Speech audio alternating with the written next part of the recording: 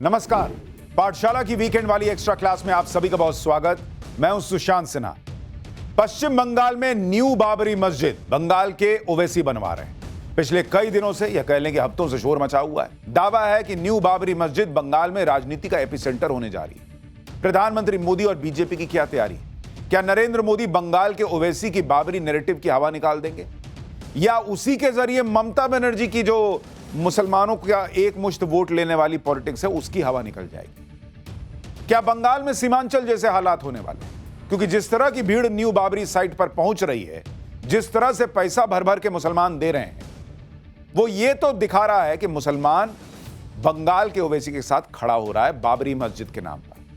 तो क्या तनाव ममता बनर्जी के लिए बढ़ रहा है और बीजेपी के लिए फायदा हो सकता है? पाठशाला में आज इस पर विस्तार से बात करेंगे, लेकिन पहले यह रिपोर्ट देखिए। सियासत एक तमाशा है तो आ तमाशा लगा, वोट कम है तो मजहबी तड़का जरा सा लगा।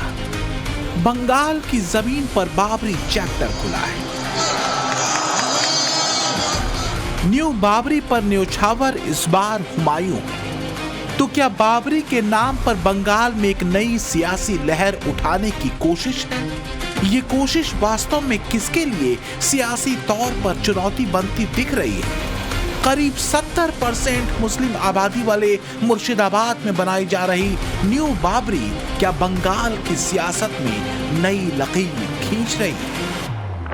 ममता बनर्जी जो है मेरा पीएम सीएम, तो वो हमारा जो मुस्लिम मेजोरिटी है, वो मुस्लिम मेजोरिटी के लिए कुछ नहीं किया। हुमायूं करीब का ज्यादा जाएंगे लोग। हुमायूं को बहुत वोट बिगड़ पाएगा, ज्यादा वोट है।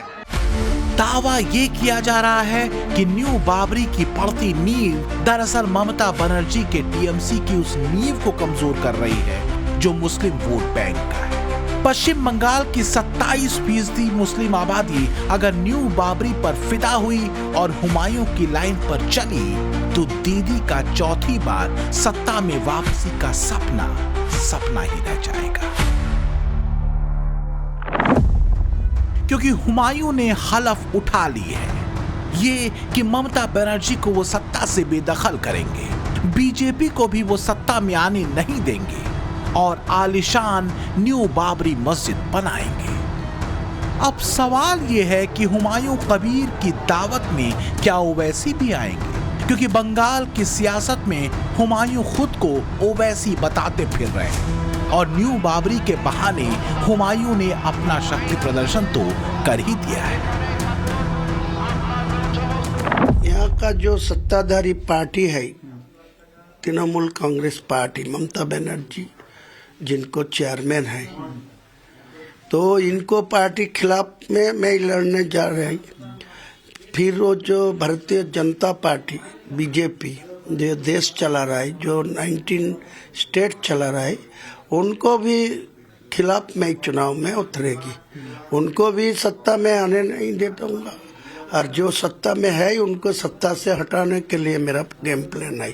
जो वो ओवैसी साहब का पार्टी है, कोई सेकुलर फ्रंट है, कोई मार्क्सवादी कम्युनिस्ट पार्टी है, नेशनल कांग्रेस है, सब के लिए मेरा ओपन कर दिया। जो चाहिए मेरा साथ बैठे। मेरा जो मकसद है इनको हटाना।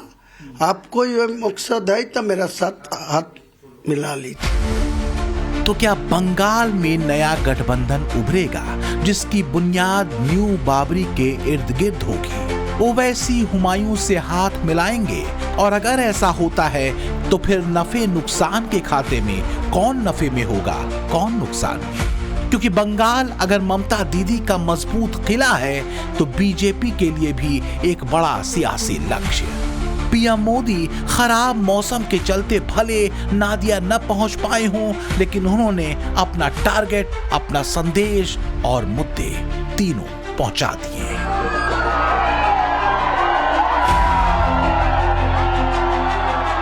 टीएमसी घुसपैठियों को बचाने के लिए पूरा जोर लगा रही है। बीजेपी जब घुसपैठियों का सवाल उठाती है तो टीएमसी के नेता हमें गालियां देते हैं। मैंने अभी सोशल मीडिया में देखा, कुछ जगह पर कुछ लोगों ने बोर्ड लगाया है, गो बैक मोदी। अच्छा होता बंगाल की हर गली में, हर खंबे पर यह लिखा जाता कि गो बैक घुसपैठिए, गो बैक घुसपैठिए। जिन घुसपैठियों ने बंगाल पर कब्जा करने की ठान रखी है, वो टीएमसी को सबसे ज्यादा प्यारे लगते हैं। यही टीएमसी का असली चेहरा है। पश्चिम बंगाल की ड्राफ्ट वोटर लिस्ट में 58 लाख नाम हटाए गए हैं और 1,90,00,000 वोटर्स को संदिग्ध घोषित किया गया है। चुनाव आयोग को उम्र, पारिवारिक विवरण और फर्जी प्रविष्टियों में गंभीर गड़बड़ियां मिली हैं। इस मुद्दे पर टीएमसी और बीजेपी के बीच सियासी घमासान तेज है। घुसपैठियों के खिलाफ एक्शन और विकास के मुद्दे के साथ मोदी एक्टिव हैं। असम में भी एक बड़ी गंभीर समस्या घुसपैठियों की है। ये कहा जाता रहा है कि घुसपैठियों की वजह से असम के कई जिलों में डेमोग्राफी में गंभीर बदलाव हुआ। जैसे 1951 में असम में हिंदू आबादी 73% से ज्यादा थी, जो 2011 के सेंसस में घटकर 61.46% हो गई, जबकि मुस्लिम आबादी 1951 में 24.56% थी, जो 2011 में बढ़कर 34.22% हो गई। यानी इसमें करीब 10% का उछाल आया। डेमोग्राफिक चेंजेस की अगर बात करें, उसी के साथ साथ हम आपको ये भी बताना चाहेंगे कि बहुत सारे काफ़ी लोग ऐसे हम लोगों को मिल रहे हैं। जैसे महिला से हम लोग बात करने की कोशिश की है, माइनॉरिटी कम्युनिटी से बिलोंग्स करता है, लेकिन उसी के साथ साथ हम आपको ये भी बताना चाहेंगे कि जब पूछ रहे हैं कि कहाँ से आए हो, जगह ठीक से नहीं बोल रहे, और अगर पूछ रहे हैं कि कितने दिन से आप असम पे हो, ये भी ठीक से आप बोल नहीं रहे। अब ये बोलना नहीं चाहते हैं या फिर बोलने में तकलीफ है, ये सबसे बड़ा सवाल है। आए दिन मुख्यमंत्री की अगर बात करें, आए दिन अगर नरेंद्र मोदी जी की बात करें, सारे चर्चे डेमोग्राफिक चेंज को लेके होता है। प्रधानमंत्री और मुख्यमंत्री जो है उन ज़्यादा चिंतित रहते हैं ये सारी जगह को लेके, क्योंकि आए दिन असम की जो डेमोग्राफी है वो चेंज होता रहा है। बांग्लादेश के काफ़ी नज़दीक से ये बॉर्डर शेयर करते हैं असम। उसी के साथ साथ घुसपैठियों की अगर बात करें तो बहुत ज़्यादा ये प्रॉब्लम होता रहता है। ये तो बात हुई असम की, जहां की बदलती डेमोग्राफी और घुसपैठियों के मुद्दे को लेकर पीएम मोदी बेहद एक्टिवली बोलते रहे हैं। अब पश्चिम बंगाल का हाल देखिए। यहां 1951 में हिंदू आबादी 79.85% थी, जो 2011 के सेंसस में घटकर 70.54% हो गई, जबकि मुस्लिम आबादी 1951 में 19.85% थी, जो 2011 में बढ़कर 27% हो गई। जब डेमोग्राफी परिवर्तन होता है, सीमावर्ती क्षेत्रों में डेमोग्राफी में परिवर्तन होता है, तब राष्ट्रीय सुरक्षा के लिए संकट पैदा होता है। देश की एकता, अखंडता और प्रगति के लिए ये संकट पैदा, सामाजिक तनाव के बीज बो देता है। और कोई देश अपना देश घुसपैठियों के हवाले नहीं कर सकता है, दुनिया का कोई देश नहीं कर सकता है, तो हम भारत को कैसे कर सकते हैं? लेकिन इधर अलग ही तान चिड़ी है। न्यू बाबरी के लिए ईंटें, बालू, सीमेंट और नकदी सब जमा हो रही है। 6 दिसंबर को न्यू बाबरी के जलसे के बाद से जुम्मे के जुम्मे भीड़ उमड़ रही है, नमाज चल रही है। लाखों की संख्या में जुमे को लोग नमाज अता करने उमड़ रहे हैं। इस तरीके से जो भीड़ है और जो लोग आ रहे हैं, उनका अलग ही जो है वो रूप देखने को यहाँ पर मिल रहा है। और यहाँ पर आकर जो दान है वो भी यहाँ पर लोगों के द्वारा बड़ी संख्या में किया जा रहा है। अब तक 3.5 करोड़ रुपए सिर्फ और सिर्फ जो कैश है, कैश की बात कर रहा हूं मैं, 3.5 करोड़ रुपए जो है वो दान किया गया है। 2 करोड़ से अधिक रुपए जो हैं वो ऑनलाइन माध्यम से यानी कि बैंक अकाउंट माध्यम से दान किया गया है और लगभग 1 से 1.5 करोड़ रुपए 2 करोड़ रुपए का जो सामान है जिसमें ईंट का है, बालू है, गिट्टी है, उसका यहाँ पर दान किया गया है। तो लगभग 7 से 8 करोड़ रुपए का जो दान है वो अब तक यहाँ पर आ चुका है और यही बात हुमायूं कबीर भी कह रहे थे कि 7.5 से 8 करोड़ रुपए जो है वो अब तक यहाँ पर दान के रूप में आ चुका है। दिल से बहुत अच्छा लगता है, मुसलमान को अच्छा लगता है। हाइट बताया जा रहा है 65 फीट से ऊंची होगी, बहुत बड़ा होगा। हाँ, बहुत बड़ा होगा। जो वो बाबरी मस्जिद का जो मीनार था ना, उसका और ज्यादा होगा। ये जो स्थापन हो रहा है ना, लोगों के फायदे के लिए हो रहा है। लोग समझ रहे हैं कि गलत हो रहा है, लेकिन इधर एक हॉस्टल भी खोलेगा और ट्रीटमेंट के लिए एक फ्री में जो हुमायूं कबीर है ना, वो सब हॉस्पिटल भी खोल देगा। भीड़ अगर वोट है, वोट अगर जज्बातों पर पड़ते हैं, जज्बात अगर मजहबी लाइनों से जोड़ते हैं, तो ममता दीदी के लिए ये तस्वीरें टेंशन वाली तो हैं ही, क्योंकि पिछले कई चुनावों से मुस्लिम वोट एक मुश्त ममता दीदी के खाते में पड़ता रहा है। लेकिन क्या न्यू बाबरी के भरोसे हुमायूं कबीर मुसलमानों के लीडर के तौर पर अपनी जगह इस बार बना लेंगे? खास बात यह है कि चाहे हुमायूं हो या ओवैसी, दोनों के लिए सियासत का पसंदीदा मुद्दा बाबरी रहा है। फिलहाल तो न्यू बाबरी के लिए रोड़े और रुपए जुटाते हुमायूं कबीर न्यू बाबरी के आलीशान स्ट्रक्चर की तफसील देते फिर रहे हैं।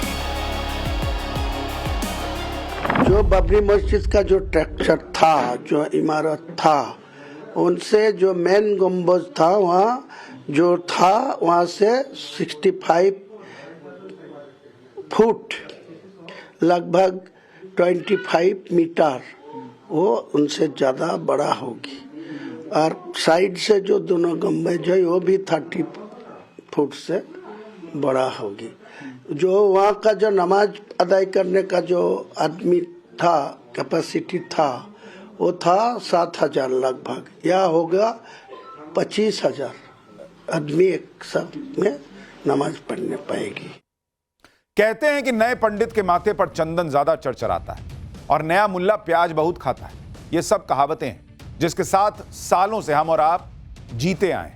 शायद यही हाल बंगाल के ओवैसी का है, जो हर रोज नई नई बातें कर रहे हैं। बात बात में बंगाल की सो कॉल्ड बाबरी मस्जिद की तुलना अयोध्या के राम मंदिर से करने की कोशिश होती है। मतलब यह कि अयोध्या राम मंदिर की तरह यह न्यू बाबरी मस्जिद भी भव्य होगी कहा जा रहा है, जिसके लिए करोड़ों रुपए जुट रहे हैं। लोग ईंट बालू की बोरी भी लेकर आ रहे हैं। बहुत ऐसा लग रहा है कि ये कुछ तो गजब चल रहा है, जिसके मन में जो आ रहा है वो लेकर पहुंच रहा है, जो दे सकता है वो दे रहा है। और बात सिर्फ न्यू बाबरी की नहीं है, इसके बदले में जो काउंटर नैरेटिव साथ साथ चल रहा है वो ये कि ये सब जानबूझकर किया जा रहा है या करवाया जा रहा है। ये कहने वाले कौन है? ज्यादातर टीएमसी वाले। अरे भाई, सरकार तुम्हारी, प्रशासन तुम्हारा, अगर ऐसा कुछ है तो एक्सपोज क्यों नहीं कर देते? और बंगाल वाले ओवैसी और असदुद्दीन ओवैसी क्या सच में मिलकर बड़ा खेला करने जा रहे हैं बंगाल में? इस बात में कितना दम है, आइए दिखाता हूं।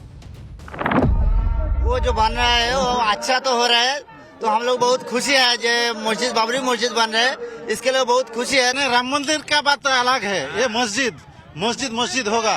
हुमायूं का जिंदाबाद, इतना बड़ा बन रहे, ये अल्लाह ताला नहीं बना रहा। हम लोग बस सहारा, हम लोग सिर्फ सहारा। एक चीज है, यहाँ पे अगर बड़ा मंदिर भी बनेगा ना हमारा वेस्ट बंगाल में, तब भी हम लोगों को कोई अफसोस नहीं है। 65 फीट तो बनेगा, उससे भी ज्यादा हो सकता है बनेगा। हाँ, वो तो इख्तिलाफ है, जितने लोग हैं सब अलग अलग मन से कह रहे हैं, लेकिन कितना होगा उन लोगों को ही मालूम है अच्छे से। एक्सपर्ट मानते हैं कि बंगाल में बन रही न्यू बाबरी वास्तव में अयोध्या के भव्य राम मंदिर का काउंटर नैरेटिव है। हुमायूं कबीर एक संवेदनशील नाम को बनाए रखते हुए मुस्लिम लीडर के तौर पर खुद को काबिज करने की कोशिश कर रहे हैं। वो बंगाल में मुसलमानों के सालार बनने को बेकरार हैं। अब ओवैसी और हुमायूं में कोई मेल होगा? क्या दोनों कोई खेल करेंगे?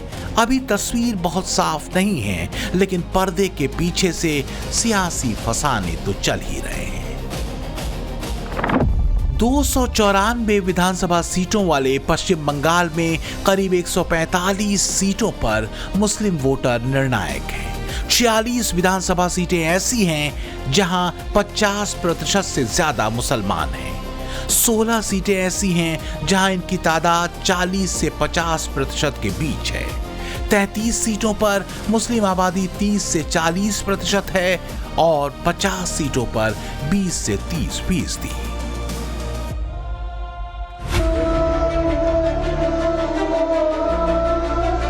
हुमायूं के न्यू बाबरी को बनाने के ऐलान और नींव रखने के बाद से तो ऐसा लगता है कि बेचैनी हर तरफ है। अब तो न्यू बाबरी के नाम के खिलाफ मौलानाओं तक ने एक अलग ही मोर्चा खोल दिया है।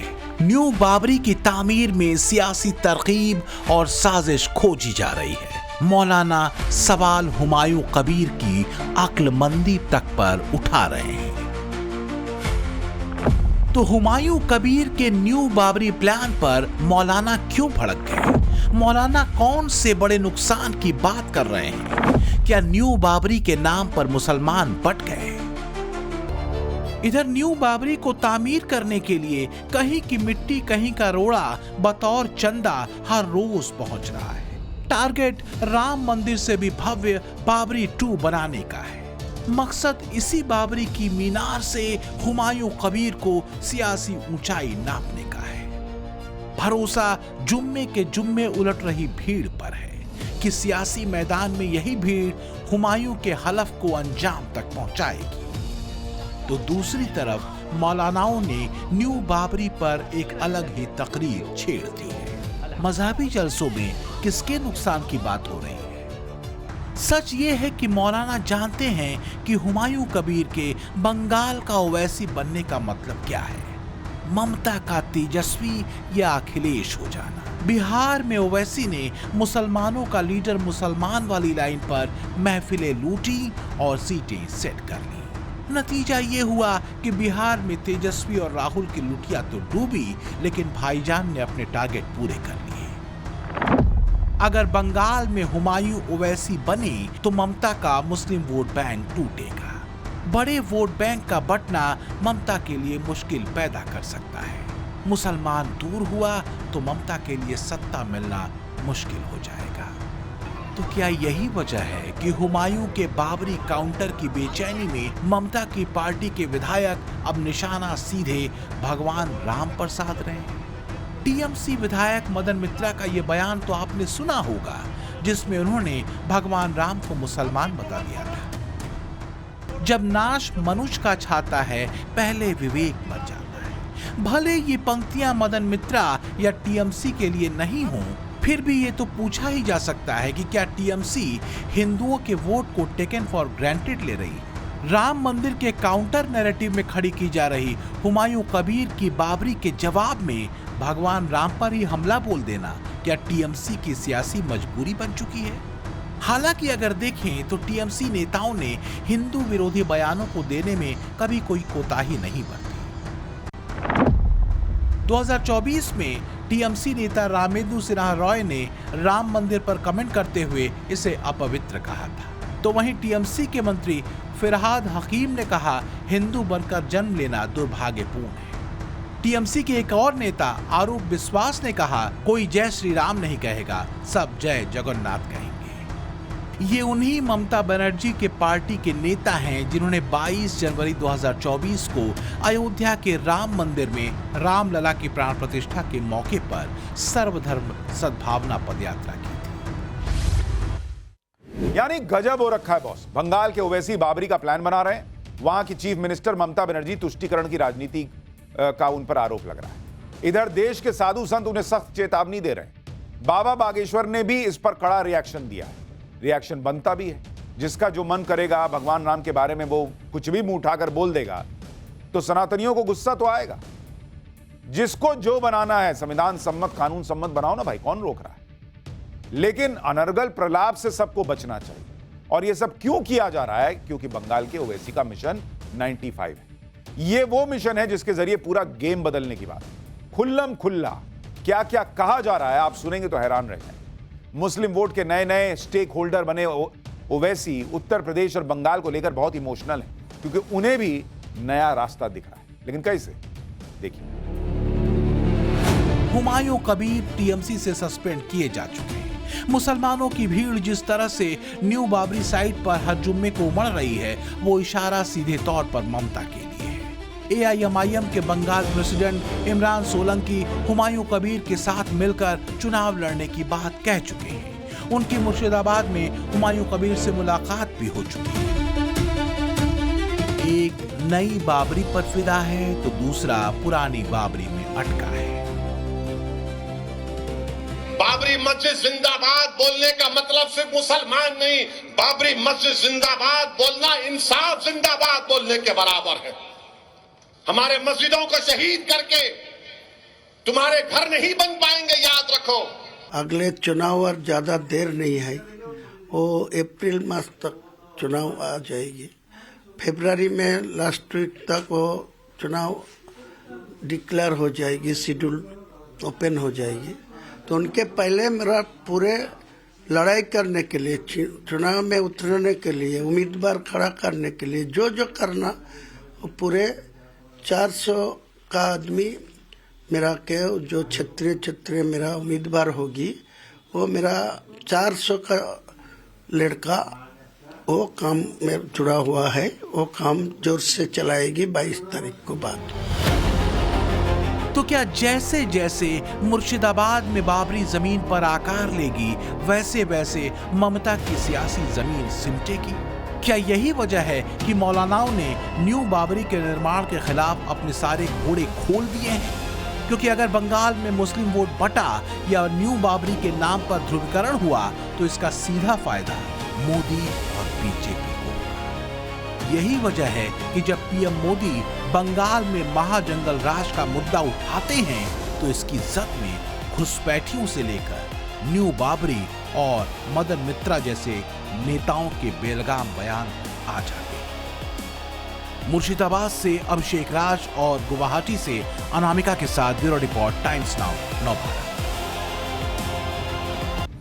पाठशाला की एक्स्ट्रा क्लास में अब नेक्स्ट चैप्टर। पाकिस्तान में इन दिनों धुरंधर नाम का गजबे खौफ चल रहा है। इस फिल्म की स्क्रिप्ट, एक्शन, सब कुछ वहां के लोगों की जुबान पर है। लेकिन अब मैं आपको कहानी एक स्टेप आगे की बताने जा रहा हूं। धुरंधर पार्ट 2 करीब 4 महीने बाद मार्च में रिलीज हो, लेकिन पाकिस्तान में अभी से उसकी चर्चा होने लगी है। मुनीर, हाफिज मसूद, हर किसी को उस फिल्म के कैरेक्टर से जोड़ा जा रहा है, अभी से जोड़कर देखा जा रहा है। धुरंधर पार्ट 2 की कहानी क्या होगी, कुछ चीजें देखिए, को रिलेट कीजिए, बाकी तो मूवी आएगी तो पता चल ही जाए। धुरंधर का ऐसा डर, पाकिस्तान अब कांपे थर-थर। धुरंधर ने सच्चाई दिखाई, पाकिस्तान की जग हंसाई। धुरंधर तो झांकी है, पाकिस्तान में 19 मार्च का खौफ बाकी है।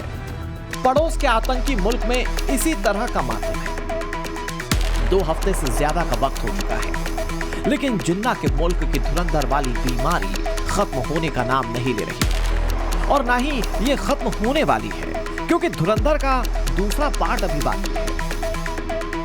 सवाल ये है कि धुरंधर पार्ट 2 को लेकर पाकिस्तान में खौफ क्यों है? धुरंधर 2 में हमजा से छिन जाएगी लियारी की सत्ता।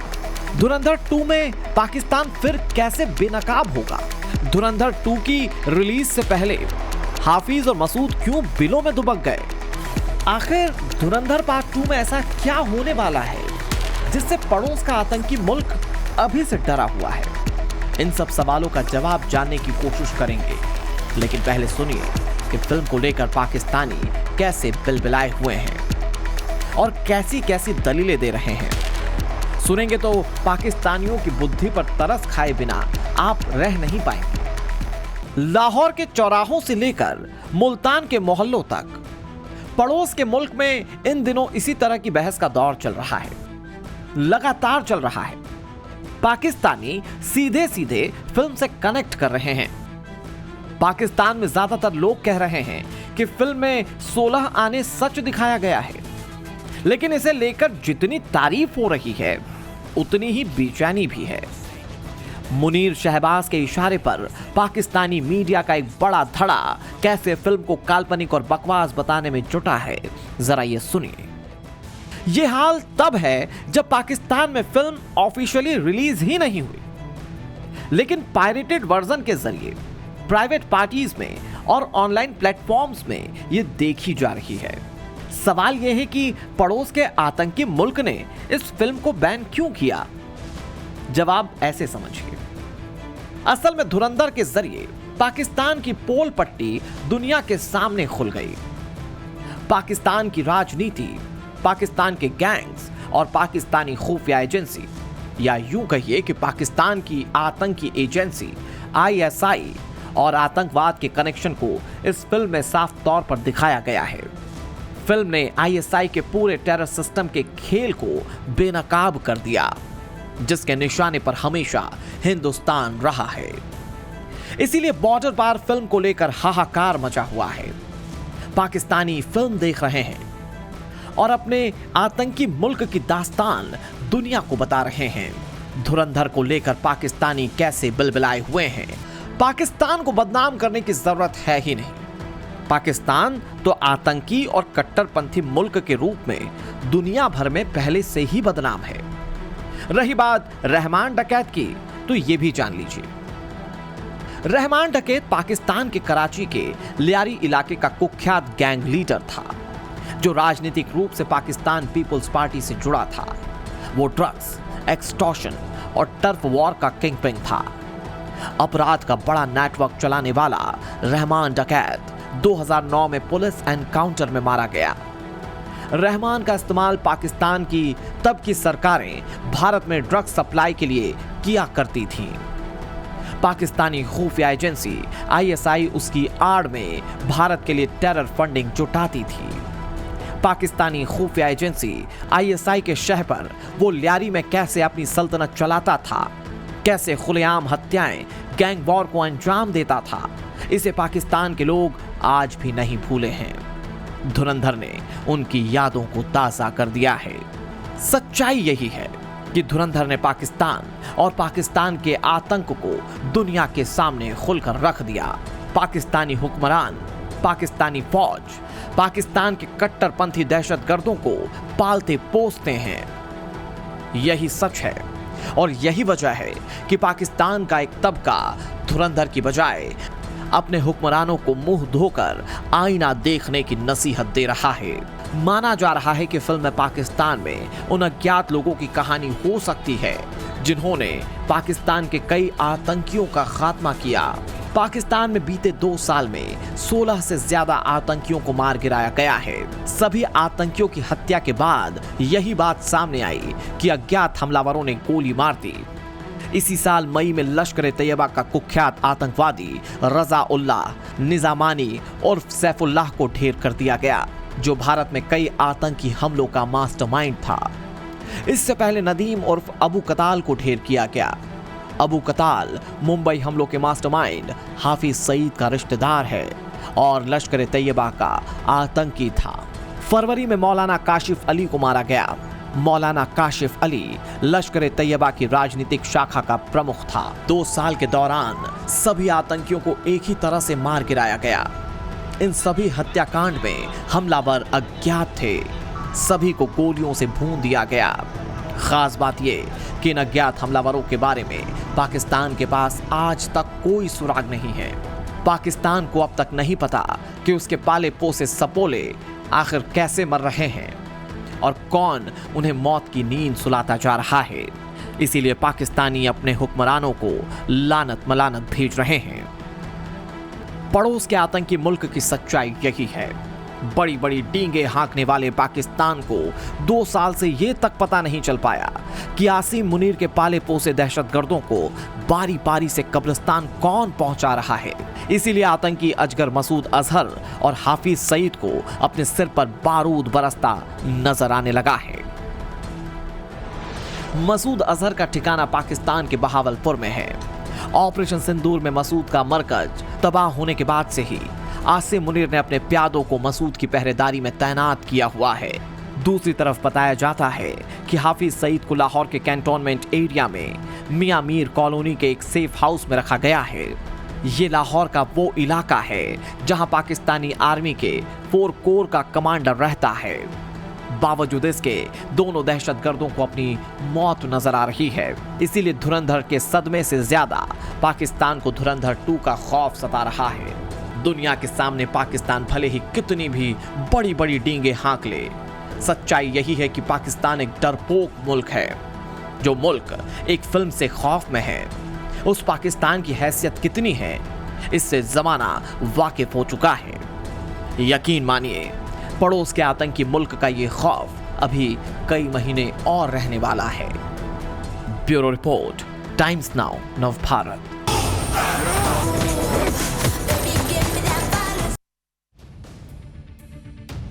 प्रधानमंत्री नरेंद्र मोदी 3 देशों की सफल यात्रा के बाद लौटे। उनकी इस यात्रा के दौरान एक ऐसे हिंदू शेख की कहानी भी चर्चा में आ गई जिनसे अरब के शेख भी उधार लेते रहे। आप सोच रहे होंगे कि ये पक्का अडानी अंबानी की बात कर रहे होंगे भाई। जवाब है नहीं। फिर वो हिंदू शेख कौन हुआ भाई? हिंदू भी और शेख भी, ये कैसा भाई मामला है? पाठशाला की एक्स्ट्रा वीकेंड क्लास में आगे उस हिंदू शेख की पूरी स्टोरी बताऊंगा जो 1-2 अरब में नहीं बल्कि अरबों डॉलर में खेल रहा है।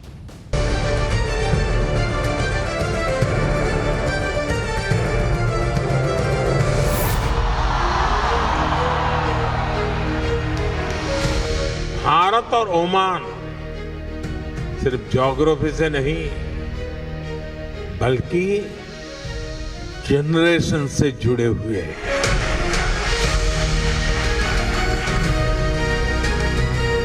हमारे बिजनेस जगत में पीढ़ियों का भरोसा है। हम एक दूसरे के मार्केट को बहुत ही अच्छे से समझते हैं। ओमान दौरे पर प्रधानमंत्री नरेंद्र मोदी ने जिस तरह ओमान के ऐतिहासिक और कारोबारी रिश्ते का जिक्र किया, उसके पीछे हैं हिंदुस्तान के वो दिग्गज कारोबारी जिन्होंने ओमान में इतनी प्रतिष्ठा कमाई है। वो कारोबारी थे खिलजी रामदास ग्रुप के मुखिया कनकसी खिलजी, जिन्हें दुनिया के एकमात्र हिंदू शेख की उपाधि मिली थी और ये खास उपाधि दी थी ओमान के सुल्तान ने। लेकिन उससे भी हैरान करने वाली बात यह है कि इस्लामिक वर्ल्ड का या इकलौता हिंदू शेख ओमान के सुल्तान को पैसे उधार भी देते थे। रेगिस्तान की तपती रेत, अरब देश ओमान की सल्तनत और उसी सल्तनत के दिल में एक नाम जो ना अरब था ना मुसलमान, फिर भी कहलाया शेख। ये कहानी है हिंदुस्तान के उस कारोबारी कनकसी खिलजी की, जिन्हें दुनिया में एकमात्र हिंदू शेख के रूप में जाना जाता है। साथ ही साथ ओमान के सुल्तान को पैसे उधार देने वाले शख्स के रूप में भी याद किया जाता है। इतिहास में शायद ही ऐसा हुआ हो जब किसी विदेशी व्यापारी ने किसी अरब सल्तनत के सुल्तान को कर्ज दिया हो, लेकिन ओमान में ऐसा हुआ। आखिर वो मौका कब आया जब सुल्तान के ओमान को इस हिंदू शेख से कर्ज लेने की जरूरत पड़ी, और कैसे गुजरात के एक छोटे से शहर मांडवी से ओमान की राजधानी मस्कट तक इस हिंदू शेख के परिवार ने अपना कारोबारी साम्राज्य फैलाया। ये सब कुछ आपको बताएंगे और दिखाएंगे भी, लेकिन उससे पहले आपको प्रधानमंत्री नरेंद्र मोदी का वो बयान सुना देते हैं जिसमें उन्होंने हिंदुस्तान और ओमान के इसी सदियों पुराने रिश्ते का जिक्र किया। सभ्यता के आरंभ से ही हमारे पूर्वज एक दूसरे के साथ मैरीटाइम ट्रेड कर रहे थे।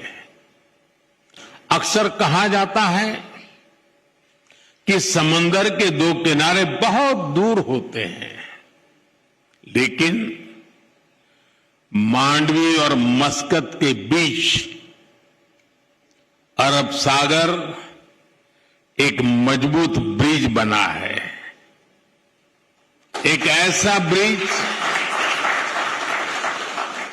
जिसने हमारे रिश्तों को मजबूत किया, कल्चर और इकोनॉमी को ताकत दी। पीएम मोदी ने गुजरात के मांडवी और ओमान के मस्कट के जिस रिश्ते की बात की वो 12वीं सदी से चलता आ रहा है। 12वीं सदी से गुजरात के मांडवी से व्यापारी लोग छोटी छोटी कश्तियों में बैठकर व्यापार के लिए ओमान से मस्कट जाते थे। भारत और ओमान के बीच शताब्दियों से एक आत्मीय और जीवंत नाता रहा है। इंडियन ओशन की मॉनसून विंड्स ने दोनों देशों के बीच ट्रेड को दिशा दी है। हमारे पूर्वज लोथल, मांडवी और ताम्रा लिप्ति जैसे पोर्ट से लकड़ी की नाव लेकर मस्कट, सूर और सलाला तक आते थे। ऐसी ही किसी कश्ती में 1870 में मस्कट पहुंचा खिमजी परिवार न सिर्फ ओमान में सेटल हो गया, बल्कि वहां कई पीढ़ियों से ये परिवार ओमान के सबसे बड़े बिजनेस ग्रुप के तौर पर भी उभरा। इस बिजनेस एम्पायर की नींव रखी थी कनकसी खिमजी के पिता गोकुलदास और दादा खिमजी रामदास ने, जिन्होंने Khimji Ramdas group of companies की स्थापना की और आज कई सेक्टर में 600 से ज्यादा ग्लोबल ब्रांड को रिप्रेजेंट करता है। और फिर खिमजी रामदास ग्रुप ओमान की अर्थव्यवस्था की रीढ़ बन गया। ग्रुप का सालाना टर्नओवर 3 बिलियन अमेरिकी डॉलर से ज्यादा है। आज भी खिमजी रामदास ग्रुप ओमान की अर्थव्यवस्था का मजबूत स्तंभ है।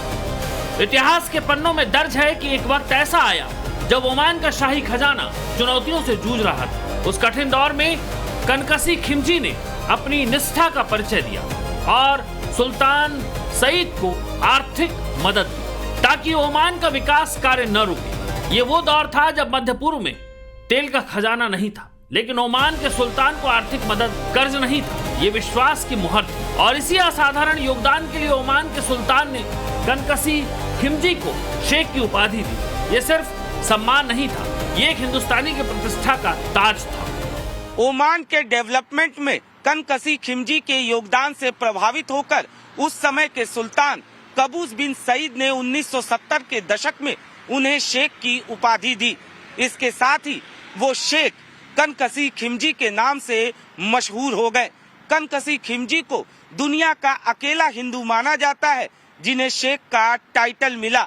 ये सम्मान पारंपरिक रूप से अरब राजघरानों, कबीलाई नेताओं या सम्मानित मुस्लिम हस्तियों को ही मिलता था। ओमान में एक हिंदू शेख का स्वीकार किया जाना अरब दुनिया की उदार सोच का प्रतीक बना, तो वहीं कनकसी खिमजी ने भी साबित किया कि व्यापार की भाषा धर्म नहीं पूछती, ईमानदारी और निष्ठा देखती है। ओमान के आधुनिक निर्माता सुल्तान काबूस और कनकसी खिमजी की दोस्ती बेमिसाल थी। सुल्तान कनकसी खिमजी को अपना करीबी सलाहकार मानते थे। सुल्तान ने ओमान के टूरिस्ट बिजनेस को विकसित करने के लिए अपनी एलो याट कनक भाई को भेंट के रूप में दी। साल 1960 में कनक भाई की शादी के समय तत्कालीन सुल्तान ने उन्हें चांदी का जग भेंट में दिया था। पीढ़ियां बदली, समय बदला, लेकिन सम्मान वही रहा। और अब जब पीएम मोदी ओमान दौरे पर गए तो उन्हें ओमान के सर्वोच्च नागरिक सम्मान ऑर्डर ऑफ ओमान से नवाजा गया।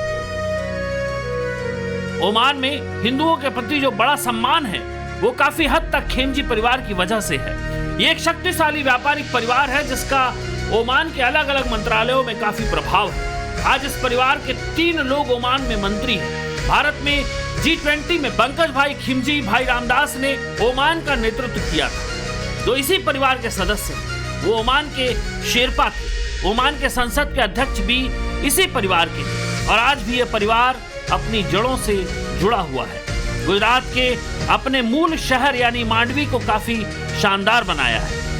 हिंदुस्तान टू ओमान हिंदू शेख की ये कहानी न केवल व्यापारिक सफलता की है, बल्कि 2 संस्कृतियों के बीच अटूट विश्वास और मित्रता की भी है। साल 2021 में कनकसी खिमजी तो इस दुनिया से विदा हो गए, लेकिन पीछे छोड़ गए एक ऐसी विरासत जहां व्यापार का मतलब केवल मुनाफा नहीं बल्कि मानवता और वफादारी है। और ओमान की रेत आज भी उस हिंदू शेख की गवाही देती है जिसने समंदर पार कर एक नया इतिहास लिखा। ब्यूरो रिपोर्ट, टाइम्स नाउ, नव भारत।